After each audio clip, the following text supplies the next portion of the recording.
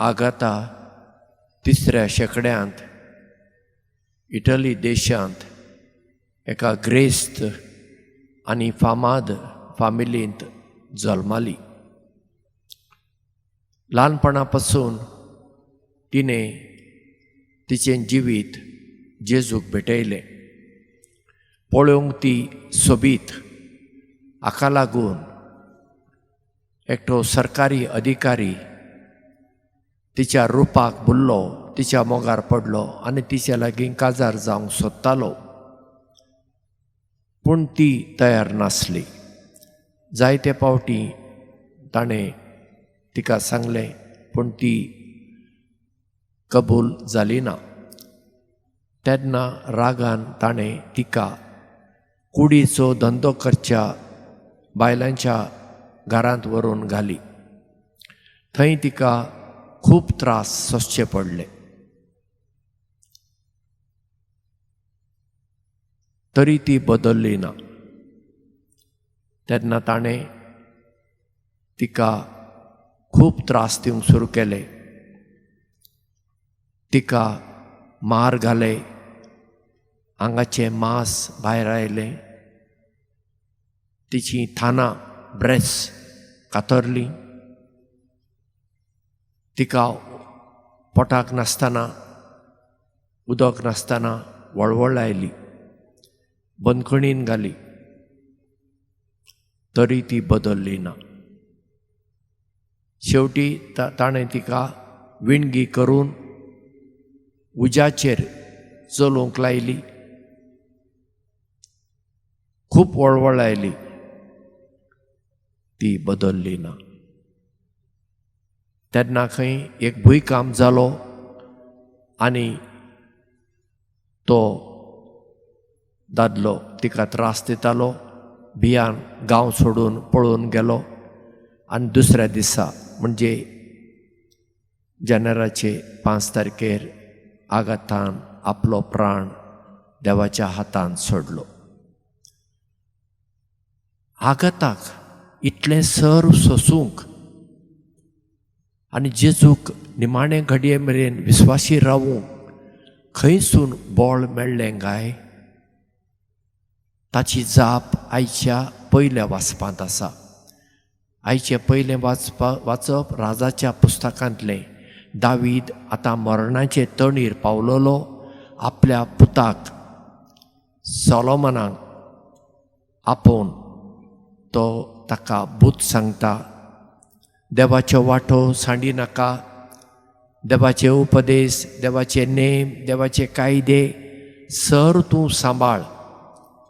आनी जें कितें देवान म्हाका बासायलेलें तें तुका मेळटलें अशें तो पुताक उजवाडाची वाट, सताची वाट, नितीची वाट दाखयता.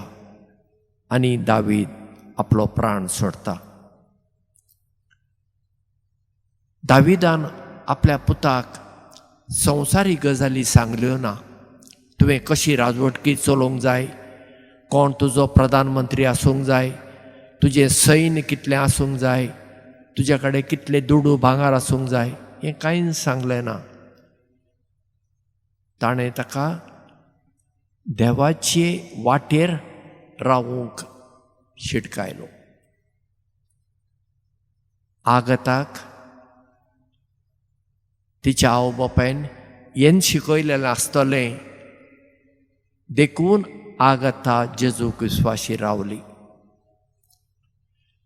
जें कितें आगाताचें जिवीत आसा वो दाविदान कितें आपल्या पुताक सांगलें तें आमी आमच्या जिवितांत आपणावंक नाका. जायते फावटी आवय बापाय येवन आमकां सांगतात, फादर म्हजो पूत म्हजें उतर आयकना, म्हजी धूव म्हजें उतर आयकना, वांकडे वाटेर गेला. अशें कित्याक जाता?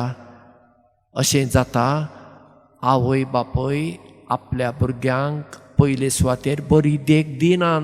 ल्हानपणा पासून भुरग्यांक आमी तरबेज ट्रेनींग दिवंक जाय. ल्हान भुरगीं आसतना तांकां आमी इगर्जेंत हाडूंक जाय. आवय बापायन आपणा सांगता तांकां बसोवंक जाय. दिंडी घालतना दिंडी घालूंक शिकय, उबें रावतना उबो राव. मागणें करूंक शिकय. भुरग्यांक आवय बापायन वेळ दिवंक जाय. आतां आवय बापाय कितें करतात, भुरग्यांक जाय तें दितात पूण वेळ दिनात, मोग ना. बापूय आपणाक जाय तें करता, जायते पडी वांकडे वाटेर आसा.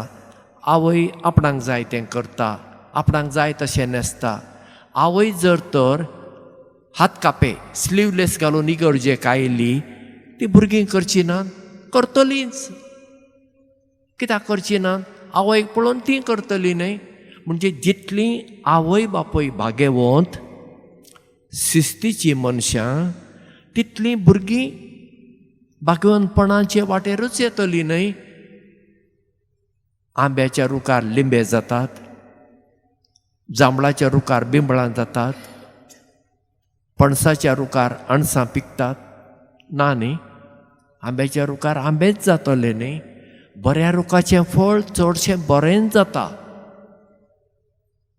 वायट जायना. पूण आज आमी आमच्या फॅमिलीचेर नदर मारल्यार चड करून गोंयांत कितें आमकां दिसता, सगळें तुटलां फुटलां मोडलां. पूण इतलें आसून सयत कांय फॅमिली अश्यो आसात आनी ज्यो हांवें पळयला त्यो एकदम भागवंतपणाचें जिवीत जियेतात.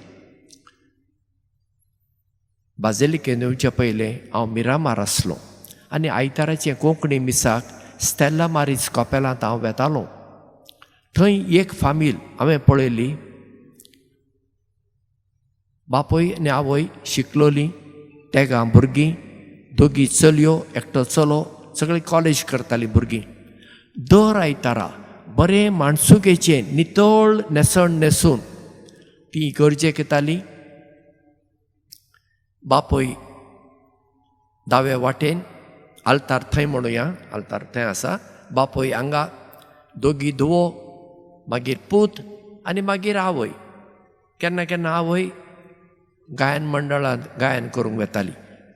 ती बसताली, सांगाता ल्हान भुरगीं न्हय आतां हीं कॉलेजीक वचपी भुरगीं. आनी मागीर मागण्यांत वांटो घेवप, सगळें एकदम शिस्तीन. दर आयतारा हें हांवें पळयलां. अशें कित्याक जालें? कित्याक आवय बापूय शिस्तीची आनी भाग्यवंत मनशां. आमी भुरग्यांक तूं हें कर म्हूण सांगूंक जायना, भुरगीं आमच्या कडेन पळयतात. जर म्हज्या लागीं शिस्त ना, हांव एक पाद्री म्हणून, मागीर लोकांक कितें म्हूण हांव शिस्त दितलो? खंयच्या तोंडान लोकांक सांगतलो तुमी अशें करात म्हणून? म्हूण जीं कोण फुडारी आसात, जावं पाद्री, जावं माद्री, जावं आवय बापूय, तांचें जिवीत भाग्यवंत आसूंक जाय. आमी आमच्या खातीर जियेना, आमी जिवंक जाय दुसऱ्यां खातीर. आनी हेंच दाविदान आपल्या पुता सोलोमोनाक सांगलें. आनी आगाता भाग्यवंत मार्तीर जाली आपल्या आवय बापायक लागून.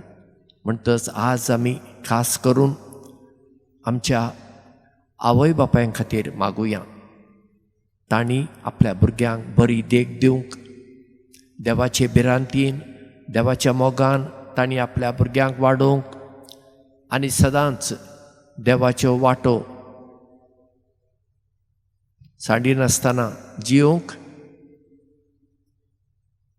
भुरग्यांक मार्गदर्शन करूंक देव तांकां कृपा आनी बोल दिवं.